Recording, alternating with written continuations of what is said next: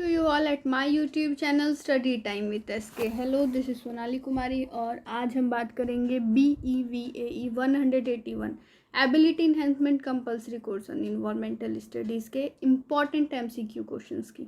इस वीडियो में हमारे पास 20 इंपॉर्टेंट MCQ क्वेश्चंस हैं। देखेंगे किस तरीके के MCQ क्वेश्चंस बनते हैं आपके एग्ज़ाम में, जब आपका एग्ज़ाम जो है वो MCQ बेस्ड होगा। क्वेश्चन नंबर 1 है आपके सामने, life exist in this zone only. Life जो है सिर्फ इसी जोन में एग्जिस्ट करती है। अब आपको बताना है उस जोन का नाम। आपके पास ऑप्शंस हैं, A biosphere, B hydrosphere, C stratosphere and D is exosphere. और इसके लिए जो करेक्ट ऑप्शन होगा वो हो जाएगा ऑप्शन ए बायोस्फीयर। आगे बढ़ते हैं क्वेश्चन नंबर 2 की तरफ। The sum total of living and non living components influences and events surrounding an organism. ये एक स्टेटमेंट है, एक डेफिनेशन है। अब आपको बताना है ये किस टर्म की डेफिनेशन है। आपके पास ऑप्शंस हैं, A biosphere, B environment, C ecosystem and D is none. और इसके लिए जो करेक्ट ऑप्शन होगा वो हो जाएगा इन्वायरमेंट। अगर इन्वायरमेंट को आप इजी वे में डिफाइन करना चाहो तो आप कह सकते हो कि किसी भी ऑर्गेनिज्म या ऑब्जेक्ट के आसपास की जितनी भी चीज़ें होती हैं वही उसका इन्वायरमेंट होता है। आगे बढ़ जाते हैं क्वेश्चन नंबर 3 की तरफ। क्वेश्चन नंबर 3 है, environment word derived from. Environment word जो है वो कहाँ से डिराइव हुआ है ये आपको बताना है। आपके पास ऑप्शंस हैं, A Greek, B French, C Swiss and D is all. और इसके लिए जो करेक्ट ऑप्शन है वो हो जाएगा option B French. Environment word जो है वो एक फ्रेंच वर्ड है जिसके अंदर इन्वॉर्न का मतलब होता है इनसर्कल एंड मेंट का मतलब होता है ऑक्सनिंग। क्वेश्चन नंबर 4 है, how many components are there for environment. Environment में कितने कंपोनेंट्स हैं।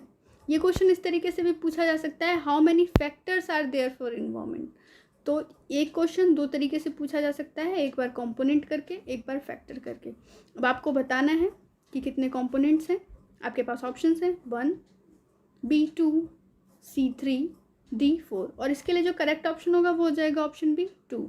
जो इन्वायरमेंट है उसके 2 कंपोनेंट्स होते हैं, एक होता है बायोटिक फैक्टर, बायोटिक कंपोनेंट, दूसरा होता है abiotic components.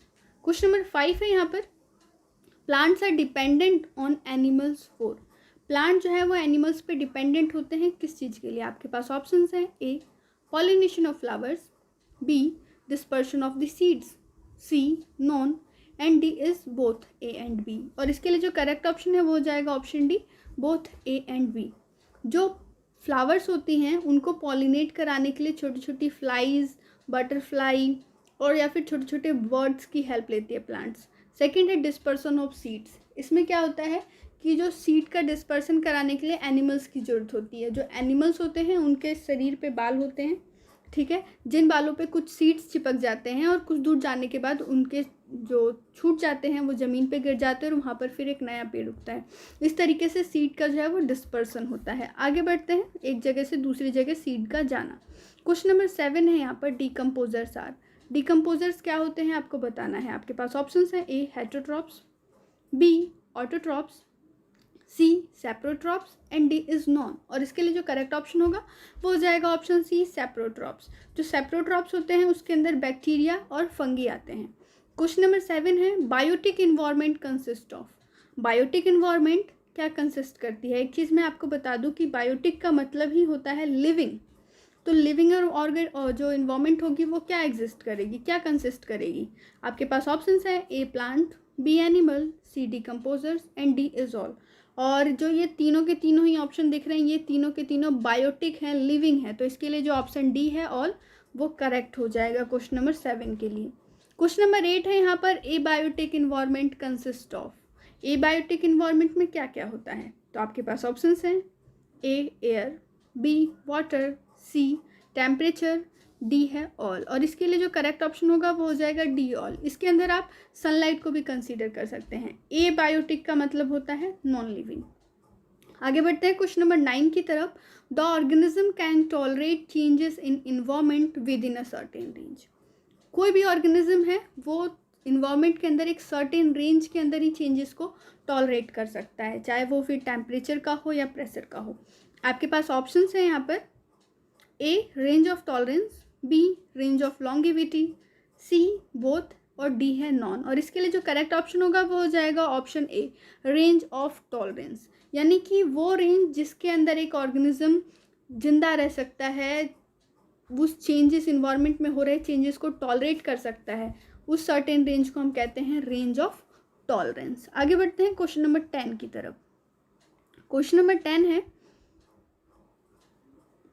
Which environment is relatively more stable. कौन सा इन्वायरमेंट जो है वो रिलेटिवली ज़्यादा स्टेबल होता है।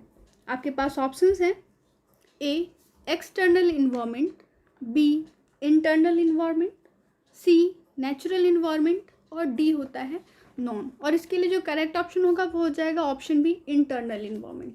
अच्छा, इंटरनल और एक्सटर्नल इन्वायरमेंट की अगर हम बात करें तो इंटरनल इन्वायरमेंट होता है किसी भी बॉडी के अंदर का इन्वायरमेंट, एक्सटर्नल बॉडी के बाहर का इन्वायरमेंट। अगर हम बात करें एक फिश की जो कि पॉन्ड में है, तो पॉन्ड के उस फिश की जो स्किन है उसके बाहर की जितनी सारी जो चीज़ें हैं वो सारी उसके लिए एक्सटर्नल इन्वायरमेंट हो गई, और उस स्किन के अंदर जितनी सारी चीज़ें हैं वो सारी इंटरनल इन्वायरमेंट हो गई। तो आप समझ सकते हैं कि इंटरनल जो इन्वायरमेंट होती है वो ज़्यादा स्टेबल होती है as compare to external environment. इसीलिए जो क्वेश्चन नंबर 10 है उसके लिए करेक्ट ऑप्शन होगा ऑप्शन बी। आगे बढ़ते हैं क्वेश्चन नंबर 11 की तरफ। Not an example of natural environment. ये एक नेचुरल इन्वायरमेंट का एग्जाम्पल नहीं है। आपके पास ऑप्शंस हैं, A orchard, B ocean, C grasslands and D is desert. और इसके लिए जो करेक्ट ऑप्शन होगा वो हो जाएगा ऑप्शन ए ऑर्चर्ड्स। ऑर्चर्ड्स क्यों नहीं है भाई, ऑर्चर्ड्स यानी कि बाग। तो जो बाग होता है वो नेचुरल इन्वायरमेंट नहीं होता है।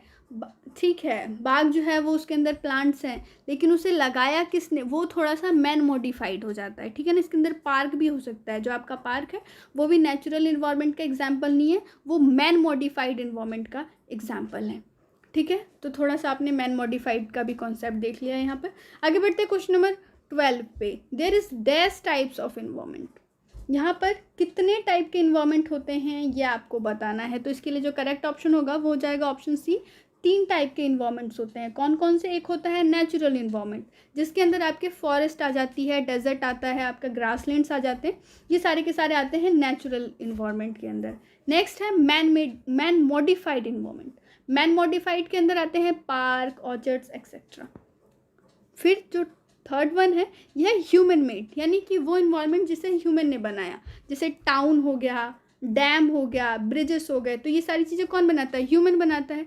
तो ये सारे आते हैं ह्यूमन मेड इन्वायरमेंट के अंदर। तो अभी आपने देखा कि इन्वायरमेंट 3 प्रकार के हैं। आगे बढ़ते हैं क्वेश्चन नंबर 13 की तरफ। क्वेश्चन नंबर 13 कहता है an environment requires consumption of excess amount of materials and energy, necessity, care, supervision and management. एक ऐसा इन्वायरमेंट जो ज़्यादा अमाउंट में मटेरियल को कंजप्शन करता है, ज़्यादा एनर्जी चाहिए, ज़्यादा केयर चाहिए, ज़्यादा सुपरविजन एंड मैनेजमेंट भी ज़्यादा चाहिए, वो इन्वायरमेंट कौन सी है? आपके पास ऑप्शंस है, A man modified, B natural, C human made and D is none. तो इसके लिए जो करेक्ट ऑप्शन होगा वो हो जाएगा ऑप्शन सी, ह्यूमन मेड। जो ह्यूमन मेड इन्वायरमेंट होती है उसको ज़्यादा सुपरविजन, ज़्यादा केयर की जरूरत पड़ती है। 14 की तरफ, provides life supporting element.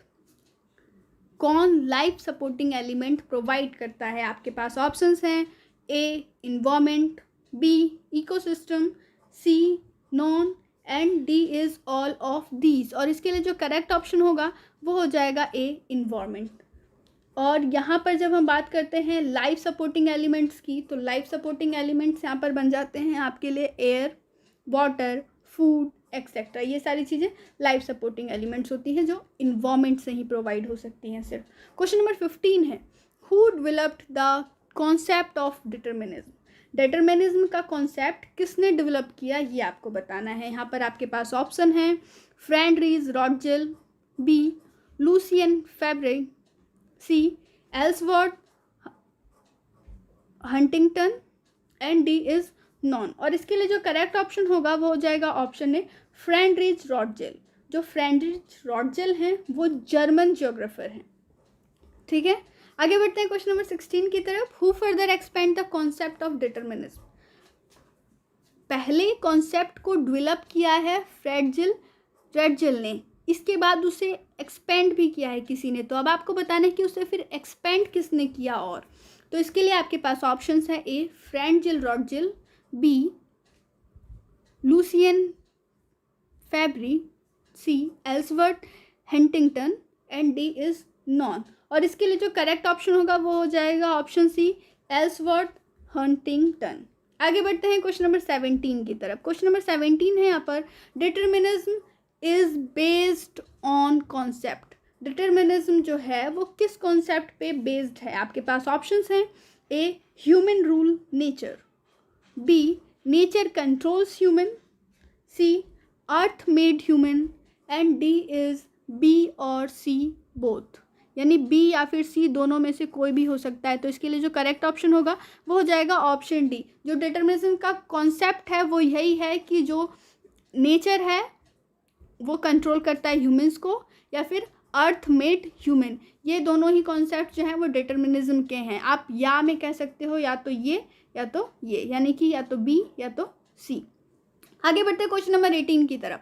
Question number 18 है, determinism states that human being is dash to natural environment. आपके पास ऑप्शंस हैं, A coordinate, B subordinate, C both and D is known.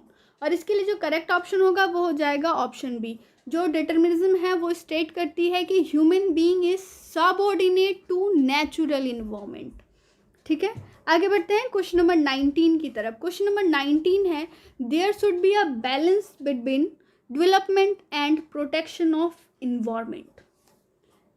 Protection of environment और डेवलपमेंट दोनों के बीच में balance होना चाहिए। तो ये क्या कहलाएगा। आपके पास ऑप्शंस हैं, A sustainable development, B internal environment, C external environment, D is natural environment. और इसके लिए जो करेक्ट ऑप्शन होगा वो हो जाएगा ऑप्शन ए सस्टेनेबल डेवलपमेंट।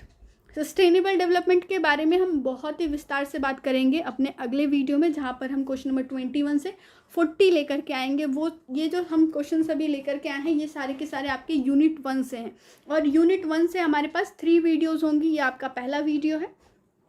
तो अगर आप हमारे चैनल पर नए हो तो चैनल को सब्सक्राइब कर लीजिएगा, हिट कीजिए बेल का आइकन, ताकि आपको हमारे चैनल के रिगार्डिंग सारे नोटिफिकेशन ऑन टाइम मिलते रहें। बात कर लेते हैं आज के वीडियो के आखिरी क्वेश्चन का। ये क्वेश्चन है, all aspects of human life such as physical, social, economical etcetera are developed and controlled by. Human life के सारे एक्सपेक्ट्स जैसे फिजिकल, सोशल, इकोनॉमिकल, ये जितने भी एक्सपेक्ट्स हैं वो डेवलप और कंट्रोल किए जाते हैं किसके द्वारा, ये आपको बताना है। आपके पास ऑप्शंस हैं, A internal environment, B house environment, C physical environment and D is external environment. और इसके लिए जो करेक्ट ऑप्शन होगा वो हो जाएगा ऑप्शन सी फिजिकल इन्वायरमेंट। तो ये तो था हमारा आज का वीडियो। ये वीडियो आपको कैसा लगा आप कमेंट करके हमें ज़रूर बताएं। अगर आपको कोई भी क्वेरी है किसी भी सब्जेक्ट के अंदर, किसी भी इग्नू के कोर्स में, तो वो भी आप हमें कमेंट करके पूछ सकते हैं। तब तक के लिए स्टे ट्यून। जय हिंद, जय भारत।